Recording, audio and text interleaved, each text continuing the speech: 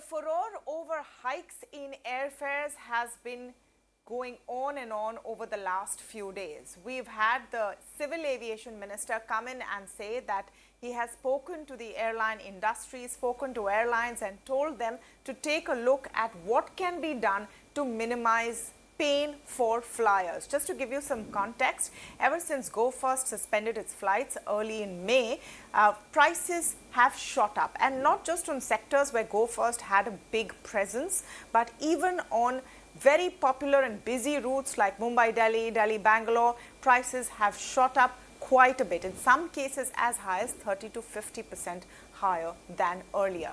Now, what is the solution here? We've been talking to experts, we've been hearing the government point of view, but it's time to also listen to what the airline industry has to say and take a more nuanced, balanced view on the subject. So to do this, I'm joined today by Vinay Dube, CEO of Akasa. Vinay, thank you so much for speaking with us on the network. And we're very glad that you've taken out the time to address some of the issues that we've been covering over the last few days. Can you start by explaining to us why airfares have gone up so high so quickly? So, Tamanna, first, thank you for having me on the channel. Look, I'd say that we are at Akasa pride ourselves in offering affordable fares. And so one of the first things I would like to point out is that you can look at an increase in fare, but you also have to look at just the actual base and underlying level of fares that we have in the country. And if you look at the underlying level of fares we have in the country, and this is on average for a 1,000-kilometer journey on average, and the reason I'm going to put this in US dollars and not rupees is so that we can compare it with other parts of the world.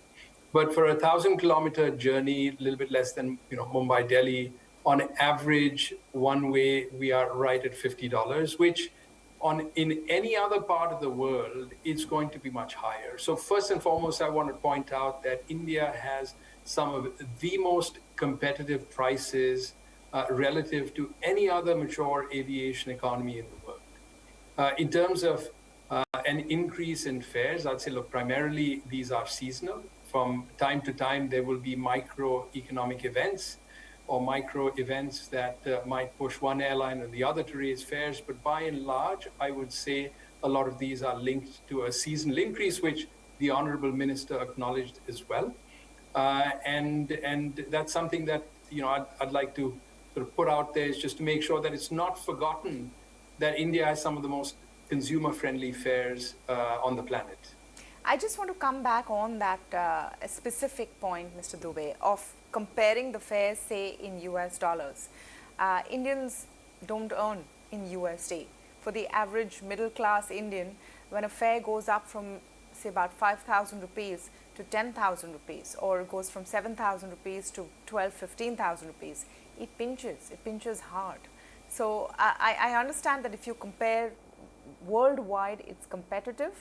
But Indians now have become accustomed to a certain base fare, and that entire equation seems out the window. Is this just a seasonal change, or has there been a paradigm shift? So first, absolutely agree, myself included. We don't earn in dollars, we all earn in Indian rupees. But the one point I think that ought to be made from an airline's perspective is that a very, very large chunk of an airline's costs are in US dollars. So fuel is typically linked to Brent, which is priced in US dollars. Leasing and maintenance are in US dollars. So 70%, let's say approximately, of an airline's cost is in US dollars. And so when 70% of an airline's cost, and by the way, this is a worldwide phenomena for airlines, is priced in US dollars, and you know that pricing is an element of an airline's cost structure, and price is an element of the way most companies, no matter which sphere of business they're in, will help price that particular company's products.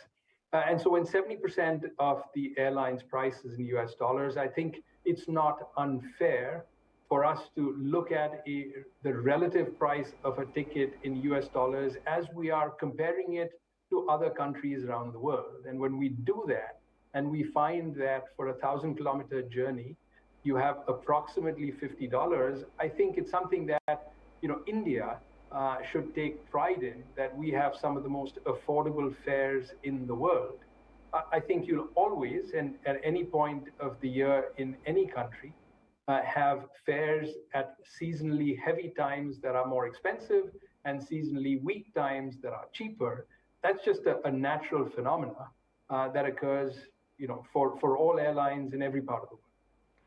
So with this particular season or this particular spike in airfares, there are a number of reasons that are being given. Primarily, one player with about a 7% market share just not being available anymore.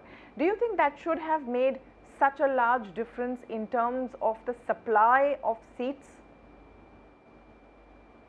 Yeah, so Tamanna, to be honest, I haven't dissected it, and I don't know if we certainly have the capability to differentiate between, May, which is the peak of the peak season for travel in India, and then that coinciding with a reduction in capacity due to, a particular player seizing commercial flight operations. I don't have the capacity to dissect that. Which is why I can talk in much more general terms about the fare environment that we have in India over longer periods of time. I think for a week here, 2 weeks there, a season here, a season there, you'll have some ups and downs. But overall, I think the fare environment or the fares in India are some of the most affordable in the world. And to be honest, that's where Akasa comes in as a new entrant. As you know, we have a 5% market share. So we don't move the market as far as fares are concerned, but that's where Akasa comes in, is continuing to help Indians with affordable flying. That's a great segue to the next point, because we talked about it being a seasonal phenomenon, but we saw with two specific instances recently now claims and accusations of price gouging, and this is something that you've commented on as well in the industry, which has raised questions about how the industry is functioning. We know there are algorithms behind it, but when there is violence in Manipur and flights out of Imphal become very, very expensive, as high as 25,000-30,000 rupees, there's a question as to whether that should continue. When there is a massive train tragedy in Odisha, and flights, of people trying to come in, and there was a train that was going to Kolkata, so people who are trying to come in from Kolkata are struggling. That becomes very, very unfair. Do you think that a mechanism is needed to ensure that there's no price gouging at times of tragedy? So first, and foremost, I want to echo what I've said before, and I'll repeat it, that price gouging is absolutely not something that I condone, not something that we at Akasa participate in, and I don't know if any of my other airline CEO colleagues in India actually condone or willingly and knowingly participated. So I don't want to cast aspersions on anybody else. I will emphasize the fact that price gouging is not good. I will emphasize the fact that airlines need to exercise vigilance during such times of sort of horrific tragedy, like you mentioned, whether it's in Imphal or in Odisha, and ought to be able to exercise restraint themselves. Sure, there are a number of things that are done algorithmically as far as pricing and revenue management for an airline is concerned, but we have plenty of opportunity within an airline to be able to address these tragic situations without making it even worse for consumers and even worse for customers, even worse for the people that have been affected. So my view is I don't condone it. I don't believe any of my other airline CEOs, colleagues condone it. I just think we need to continue to be vigilant. Yet the prices are going up, whether anyone condones it or not. So then let's come to understanding how it happens. For our viewers, can you explain, because we always told there's an algorithm. If there is more demand, then the price will go up. In the first bucket, it will be less, and then it will go up. If you're going on a holiday destination, the price will be different. So explain to us how this works and how much control the airline at the end of the day has on it. If today the aviation ministry comes and says that let's cool it a bit on the prices. Is this something that can be very easily done? I think it can be done easily. There's no issue. Yes, a number of things are done algorithmically, including at Akasa. We believe we are, one of the foremost tech data and analytically run companies in India. And I mean companies, not just airlines, because I think airlines have, some of the greatest tech challenges and opportunities, and I think have some of the greatest tech expertise across any industry. So we are at Akasa very, very tech and data and analytically led. But these are things when it comes to microeconomic events, tragic events, and anything of the sort can easily be controlled manually. Just recently, we issued a particular circular that says on Akasa, as a result of these tragedies, you're able for a given and determinate period of time, you're able to reschedule without the normal amount of rescheduling and cancellation charges. These are circulars that can be issued, and these are things that can be controlled through algorithms very easily. That's not something, I think is unique to Akasa. I think other airlines can do the same. Okay. Now, what do you make of the calls to control prices? This is a bit of a tricky situation because in a free market, I don't think it will be a great idea for a ministry to come in and say that this is your top price. We had price caps and the bottom levels capped during the pandemic. We don't want to go back there. But when the ministry says that take a look at prices, come up with a mechanism, what is there in the realm of possibility to do without having outside or ministerial or government intervention on how flight tickets are priced? Yeah, Tamanna, first, I don't believe I've heard anything coming out of our ministry or the Honorable Minister that implies in any way that there is going to be some form of price regulation. He hasn't said that, I don't believe. In fact, to the contrary, he's made it very clear that he doesn't think price caps will be back. That's correct. So this is sort of a free market economy, and deregulated pricing is here to stay, and that's every indication. At the same time, we should have a very, very active, like in other parts of the world, a very active, competition commission or a regulator that ensures that we don't have gouging. Gouging is a very micro phenomena. It is for one, city pair. It's for one route for 1 week.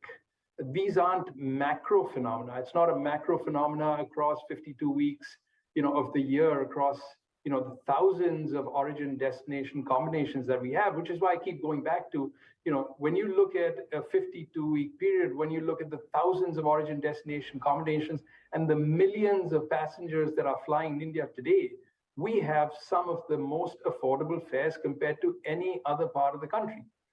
On a very, very micro level, we have a regulator, we've got the Competition Commission. On a micro level, if they find something untowards that's happening that resembles gouging, I think it's very simple for them to approach that particular airline and rap them on the knuckles if that particular airline is not taking care of it prior to being asked. I think it's as simple as that. But to come to the specific point, it's a bit of a gray area. Again, I'm reiterating, no one wants price caps. The minister doesn't want price caps, but he is saying that there are conversations going on with airlines asking them to look into this and create a mechanism. What would that mechanism look like? I think the mechanism, again, is not that difficult, Tamanna, because a lot of these situations are not something we can predict. I mean, who would have predicted as horrific an event as we had in Odisha? If we could predict that, we would have prevented it. So I don't believe that this is something that is sort of prone to AI to predict these kind of events. I think when we see a tragedy, one can manually intervene to make sure we're not gouging people under those circumstances and making their lives even more miserable. So I don't believe we need to complicate this issue. I think it's just as simple as that. And airlines have been dealing with it for a long, long time. Unfortunately, our world has more than its fair share of tragedies. And so airlines are used to understanding where this is and making manual interventions to make sure that there's no gouging that's taking place, at such circumstances. Let's now look at the issue from the supply side, and we know that one airline is down. It's specifically out of action, and it had a dominant role in certain sectors, which is where you've seen the bulk of the price hikes. Now, there seems to be an overall supply constraint in the industry. Several airlines have some planes or the other which are grounded, their engine issues, their maintenance issues. Can you give us some perspective from Akasa's point of view in terms of capacity building and a sense of why there are these kind of supply constraints in the industry right now? Yeah. So first, Tamanna, look, honestly, I'll tell you that we've got a lot of planes coming to India. If you look at our order book as well as the order book of some of our competitors, I think we are really entering the golden age of aviation in India. I think you'll find, 2,000 planes additional planes that'll be flying in India over the next 15 to 20 years. I think it is going to be the most amazing time for our consumers. I think we'll continue to have, extremely affordable airfares.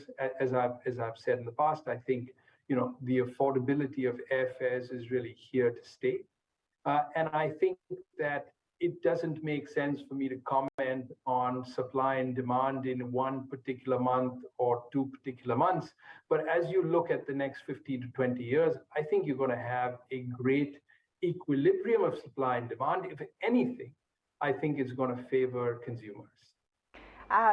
Be that as it may, I think we'll have to get a little more specific because there is this whole Pratt & Whitney issue, and I think there's a global supply issue as well. So ultimately, it might tide over. But for our viewers to get a sense of if airfares are high because of a supply issue, how long will it take to resolve that? That would be something people would want to know. So Tamanna, this is where I can comment on Akasa. As you know, we fly Boeing 737 MAX aircraft, one of the finest modern, ultra modern generation aircraft, extremely fuel efficient, very comfortable, best in class legroom. These are brand new aircraft that we fly. We fly them with the latest CFM LEAP 1B engines. Again, state of the art. I can't comment on another type of airline. I can't comment on other types of engines because we're just not party to those discussions. I can tell you that we had no issues. We had forecasted that by March of 2023, we'd have 18 aircraft, and Boeing delivered 19 aircraft to us. We're forecasted by the end of the year, we're going to have 24 aircraft. By the end of the fiscal year, we should have about 27, 26 aircraft. And we believe our delivery stream will continue on track.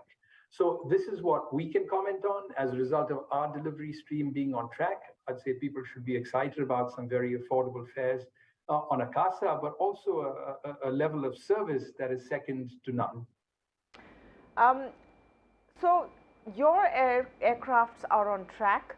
Other players who are already larger in the market as of this point are trying to scramble up and cover up for that demand. But the other side of that equation is the Indian flyer coming out in droves. Talk to us about that phenomenon and what we've seen in terms of passenger flights. Also the fact that even at these high prices, flights are going full. Yeah, I think that's the extremely exciting part that I was alluding to earlier. I think this is, at the dawn of, the next sort of 15 years that is going to be extremely exciting as far as Indian aviation is concerned. I think that aviation demand is intricately linked to a country's GDP performance. I think India has built this amazing economic engine. I think aviation is an integral part of that. I think we're building ourselves as a tourism hub, both domestic tourism as well as inbound tourism. I think as a result of our economic growth, I think there's going to be a lot more disposable income that families have. We've got a young demographic. When you have a young demographic, they're naturally prone to travel.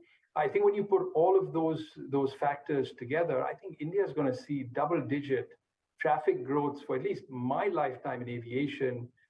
So I think it's very, very exciting as far as what the future of aviation demand in India holds. What about the future of aviation companies and airlines and their health? The whole go first phenomenon has unfortunately once more underlined the belief that Indian aviation is just a very, very tough market. More airlines at a very startling rate just don't survive here. What would you say on that? Is that going to change, and is more passengers coming in going to be the answer there? So Tamanna, first I'll say that the excitement I've had for future passenger growth, I had 5 or 10 years ago as well. So it's not that Indian passengers are growing today. Indian passengers aviation demand has been growing for the last 10 or 15 years. So I think you'll have to extricate the correlation between growth in passengers and the financial profitability of airlines in India or other parts of the world. Okay. I think Indian aviation demand has been going for a long time. We entered the market, maybe 10 months ago in terms of our first commercial flight, but our business plan started evolving a couple of years ago.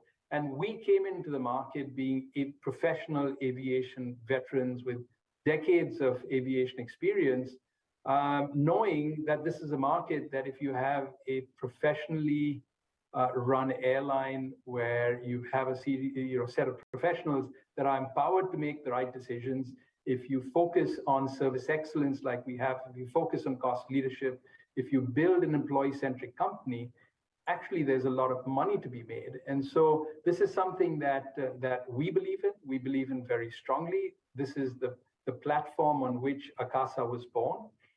This is certainly the trust with which consumers and passengers have been flying us. And we hope to be around profitably for a long time to come. So would that be, and you're right, if you have a lot of passengers does not necessarily mean you're profitable, and we've seen that with Indian Airlines time and again. They may be popular, they may be full, but doesn't mean that they're going to turn a profit, and some of them eventually do sink. What would be the factors that need to change to make this industry a sustainable one, so that when occasions arise, there is no temptation to even price gouge?